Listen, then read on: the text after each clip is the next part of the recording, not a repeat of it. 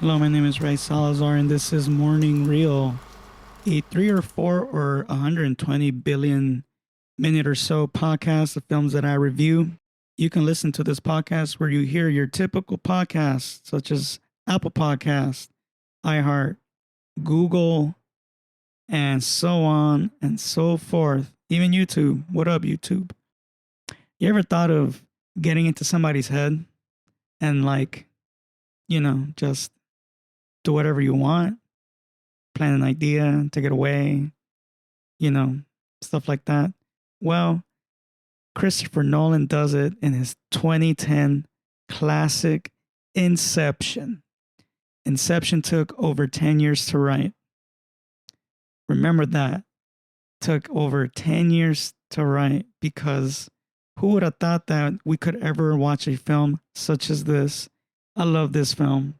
This film is a automatic 4 out of 4. I remember the day I saw it, and I remember the second time I saw it that day, and the third time, and then the next time the day after. It is that freaking good. This film blew my mind. This was during a time where I started getting into films, and as soon as I saw The Dark Knight one day, I was like, dude, like this Christopher Nolan dude is amazing. Like he just makes really good psychological, somewhat realistic films. And he kind of does it with this film, Inception, who was produced by his lovely wife, Emma Thomas, starring this great ensemble cast such as Leo DiCaprio, Ken Watanabe, Joseph Gordon Levitt, Marion Cotillard, Elliot Page, Tom Hardy, Cillian Murphy, Tom Berenger, and this guy's an OG, not only in collaboration with Nolan, but an OG in filmmaking. Michael Caine, clap, clap, clap, clap. Cinematography by Wally Pfister, it's with a PH. Edited by Lee Smith, music by, this guy's the GOAT, Hans Zimmer. Distributed by Warner Brother Pictures, right? Production companies that made this film possible: Warner Brothers, Legendary Pictures, and Syncopy.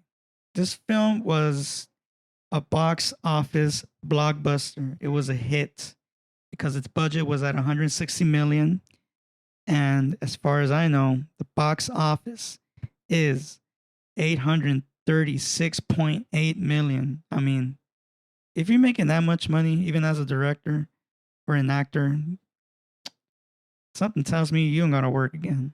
But the people who are in this film have worked time and time, and they're still working, still making more money, still making more hits of their own. This film was shot in IMAX. I love IMAX. It's a heavy camera, it's big, but it's film and film all the way. This is one of the most complex films of the time, and probably one of the most complex in filmmaking period.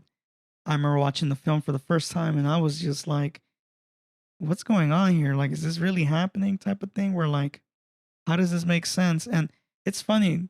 There are some films that are great, which have some parts that just don't make too much sense, but because you're just so invested in it, you don't care.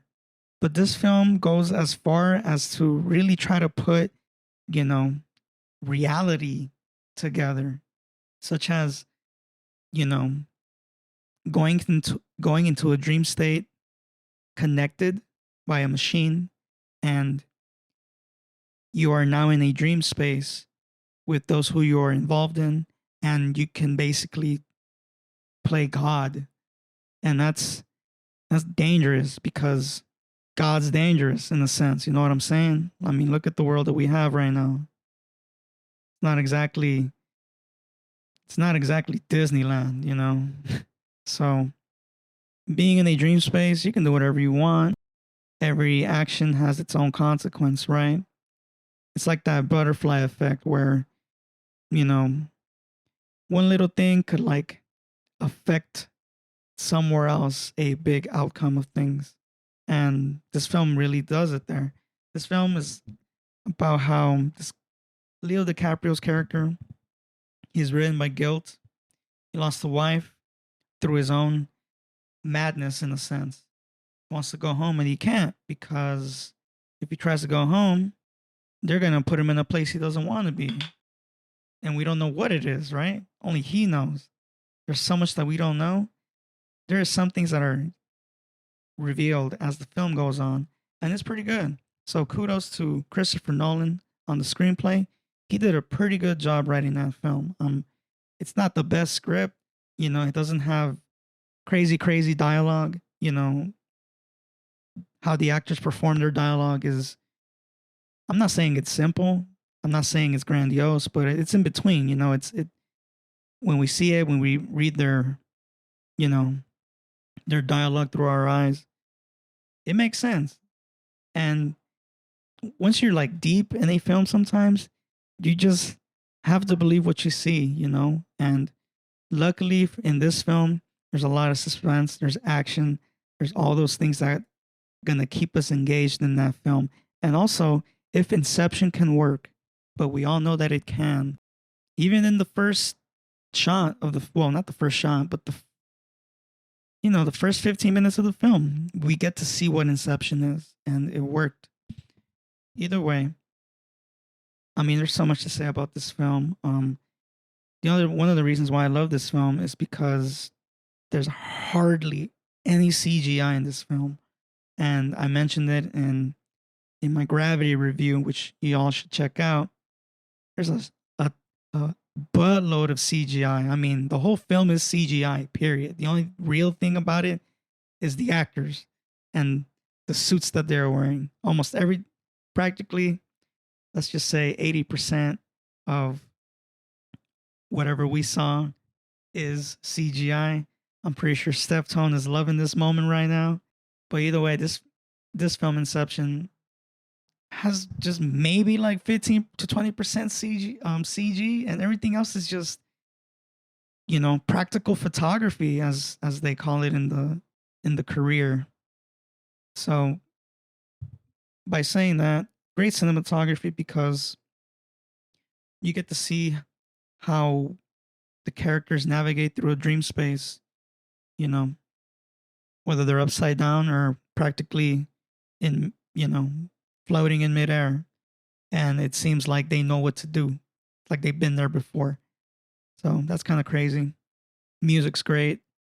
Hans Zimmer was really good in this film. He put a lot into this film. I mean, you can tell it's a strong collaboration between Nolan and himself. And you can tell because everything is, kind of staged as far as music is concerned. Like, you'll kind of know why this type of music is going on, and we see it on screen. And we also see how playing a song, putting our earphones on, how that transcends levels of our dream space, levels of our subconscious. The brain is complex, so obviously it's pretty much almost infinite. You can just get stuck there. It's like a mushroom trip almost. Like, imagine like taking like 4 grams of mushrooms, or let's just say a megadeca dose, as the boys of Cypress Hill say it. Being in a megadeca dose state of mind, you'll practically feel like you've been in limbo for decades, right? I wonder if Nolan like was on mushrooms when he wrote some of this. Probably not. Probably wouldn't be the film that we saw. Either way, there's not much to say. I mean, there's so much to say about this film, but I'm just going to keep it short, simple, and somewhat sweet. Great film. Please go watch it. I give it a 4 out of 4 because of the great cinematography it has. You get to see people change within one shot, and it's directed very well. And speaking of that, it's just great direction overall. I really believe what's going on as I see it. I believe it. It's one of the most original films ever written and directed. I mean, there's a lot of films about lucid dreaming, about being in alternate realities, alternate dimensions, stuff like that. And because of the lack of CG, well, not the lack of CG, but because of the quote unquote minimal influence of CG in this film, what we see looks really real. It doesn't look fake. It doesn't look all plasticky and shiny and all that stuff. I saw this film again on HBO Max recently, and it just took me back to when I saw it when I was 20 years old, getting into film. And you're just seeing magic before your eyes. And great cast, great acting. The film definitely deserved its accolades. I wish it could have won Best Picture or at least Best Director, man, because I mean, I'm pretty sure it was a pain in the butt directing this film. If you ever hear about this film being shown in the theater, please go see it in the theater. It is much more better. I mean, if it's being shown on 35 millimeter or on IMAX, don't pass it up. Please watch it. I'm Ray Salazar. Follow me at Morning Shot Films, YouTube, IG. Rate and review this episode. Rate and review this podcast, The Morning Reel. On to the next one. Thank you.